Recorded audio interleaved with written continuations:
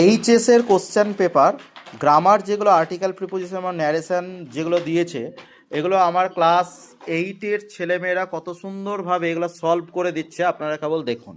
ঠিক আছে, class 12-এর এইচএসের question এই গ্রামারগুলো 8-এর ছেলেমেয়েরা কত সুন্দর সলভ করে দিচ্ছে। ধরুন দেখো, তোমাদেরকে যে আর্টিকেল প্রিপোজিশনটা দিয়েছে উচ্চ মাধ্যমিকের, এই জায়গাটা কি হবে, যেটা করলা তোমরা বলবা ইয়েস্টারডে আই ওয়েন্ট টু, কি হবে?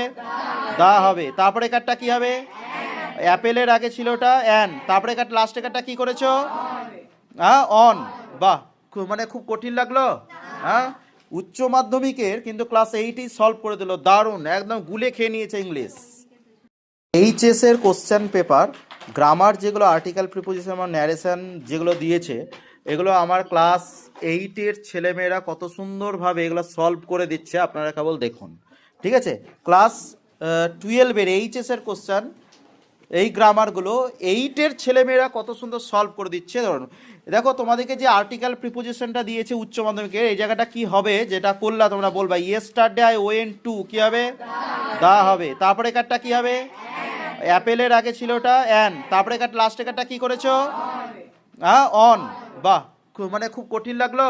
হ্যাঁ, উচ্চ মাধ্যমিকের কিন্তু ক্লাস 8-ই সলভ করে দিল, দারুণ, একদম গুলে খেয়ে নিয়েছে ইংলিশ।